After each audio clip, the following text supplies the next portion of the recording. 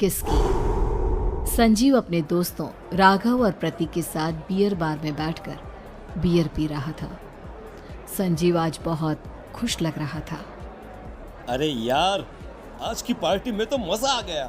तुम दोनों दोस्तों के साथ तो मेरी जिंदगी इतनी अच्छी है कि क्या बताऊं कितनी अच्छी है। अरे भाई, अब दोस्ती की है तो जीना मरना सब साथ में। हाँ अरे अरे यार सुनो, जल्दी से एक बियर और ऑर्डर करते हैं ना, एक आखिरी, और उसके बाद ये जश्न यहीं खत्म हो जाएगा। अरे हाँ हाँ, क्यों नहीं। वेटर, जल्दी से 2 बियर की बोतल लेकर आओ। आज मेरे दोस्तों को जश्न मनाना है, क्यों? इतने में वहां पर एक बहुत सुंदर लड़की छोटे छोटे कपड़े पहनकर हाथ में बियर की बोतल लेकर उसके पास आती है। ये लीजिए, आपने बियर ऑर्डर की थी ना, मैं लेकर आ गई। क्या बात है यार, इस बार की वेटर तो बड़ी सुंदर है। अब बियर लेकर आई हो तो अपने हाथों से ही पिला दो ना। हाँ हाँ, क्यों नहीं, जैसा आप बोलोगे मैं वैसा ही करूँगी। क्या बात है यार, अब तो लगता है रोज यहीं आना पड़ेगा। उसके बाद वो लड़की उन तीनों को बियर सर्व कर देती है। पार्टी करने के बाद वो तीनों अपने अपने घर जाते हैं। प्रतीक, संजीव और राघव को उनके घर छोड़कर जैसे ही अकेला अपनी कार में आकर बैठता है तो अचानक उसे एहसास होता है जैसे उसकी कार की पीछे वाली सीट पर कोई बैठा हुआ है। वो तुरंत पीछे मुड़कर देखता है। तुम यहाँ क्या कर रही हो? और तुम मेरी कार में कब आई? अरे तुम तो बार में वेटर थी ना। बस ऐसे ही मेरा दिल कर रहा था आपके साथ आपके घर चलने का, इसलिए मैं आपके साथ चली आई। अरे लेकिन तुम मेरी कार में आई कब? अभी कुछ देर पहले तो यहाँ पर मेरे दोस्त बैठे हुए थे। प्रतीक के इतना बोलते ही उस लड़के का चेहरा खतरनाक तरीके से बदल जाता है। उसकी आंखें पत्थर की तरह सफेद और पूरे शरीर पर नीली नीली नसें उभर आती है। गाड़ी चलाओ, पूरी स्पीड में चलाओ, और अगर तुमने गाड़ी रोकने की कोशिश भी की तो मुझसे बुरा कोई नहीं होगा। डर की वजह से प्रतीक के पसीने छूटने लगते हैं। उसका शरीर बुरी तरह से कांप रहा था।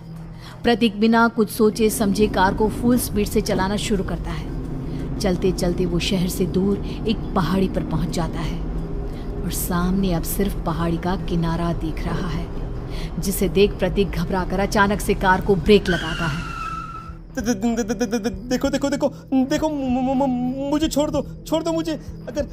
अगर मैंने गाड़ी जरा सी भी आगे बढ़ाई तो हम दोनों नीचे गिरकर मर जाएंगे। ये तो तुम्हें पहले सोचना चाहिए था ना। अब कुछ नहीं हो सकता।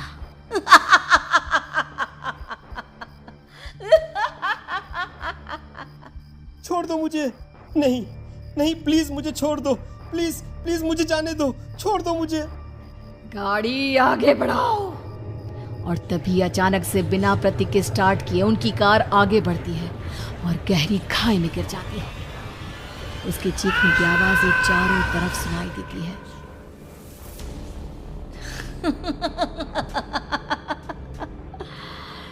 तुझे मारकर मेरे कलेजे में जल रही आग को थोड़ी शांति तो मिल गई, लेकिन अभी ये कहानी खत्म नहीं हुई।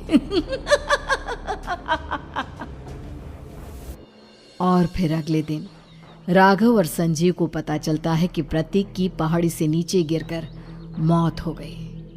अरे कल रात की तो बात है यार, हम सब बैठकर पार्टी कर रहे थे, लेकिन मेरी एक बात समझ में नहीं आ रही। राघव शहर से इतना बाहर उस पहाड़ी पर इतनी रात को क्या करने गया था? अरे यार, वही सोचकर तो मैं भी परेशान हूँ। हम दोनों को छोड़ने के बाद तो वो सीधा अपने घर जाने वाला था, और वो आत्महत्या क्यों करेगा भाई? कल रात तक वो कितना खुश था, हमारे साथ सेलिब्रेट कर रहा था।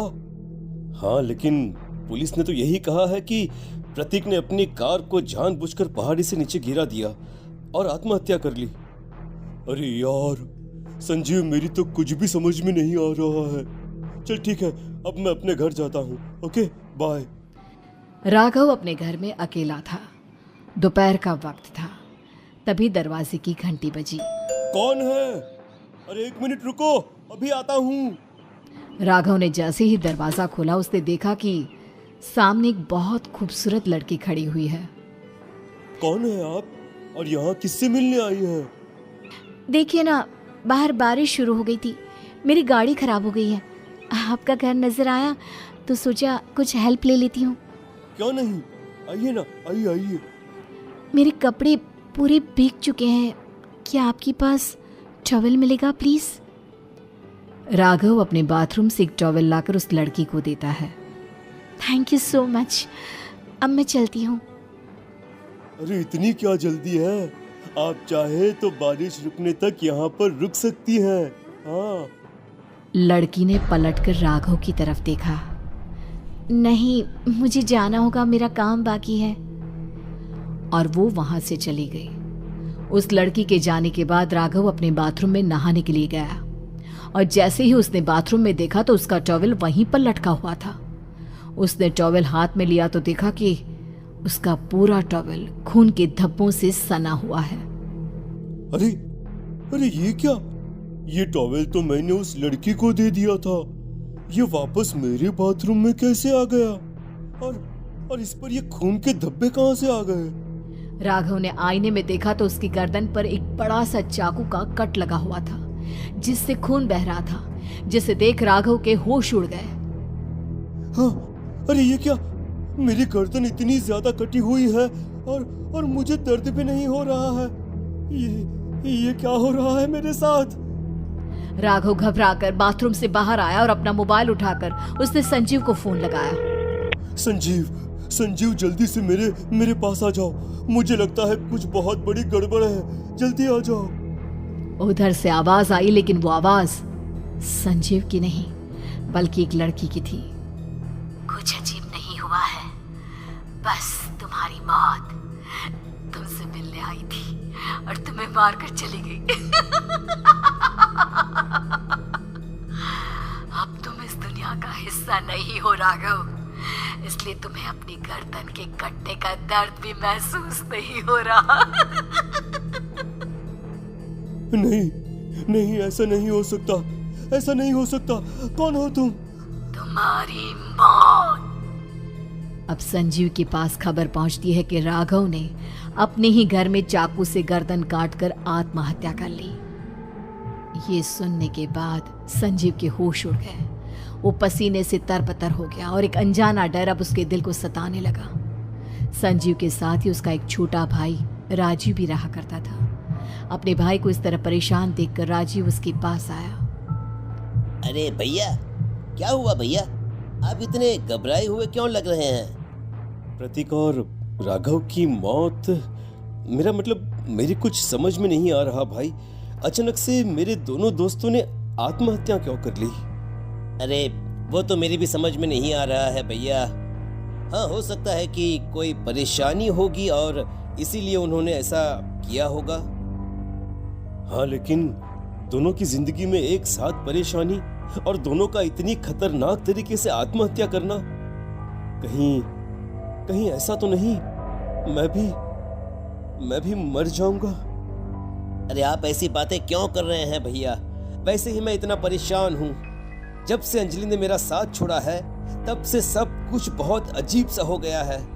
रोज रात को डरावने सपने आते हैं। ऐसा लगता है जैसे अंजलि बार बार मेरे सपनों में आकर मुझे डराने की कोशिश करती है। अंजलि का नाम सुनते ही संजीव की आंखें फट गई और उसके गले में आवाज अटक गई। उसके चेहरे पर घबराहट साफ नजर आ रही थी। कौन थी वो लड़की जिसने प्रतीक और राघव को आत्महत्या की आड़ में मौत के घाट उतार दिया? और कौन थी अंजलि जो बार बार राजीव के सपनों में आकर उसे डरा रही थी? अंजलि का नाम सुनकर संजीव इतना घबरा क्यों गया? इन सवालों के जवाब जानने के लिए देखिए इस खतरनाक कहानी का अगला भाग।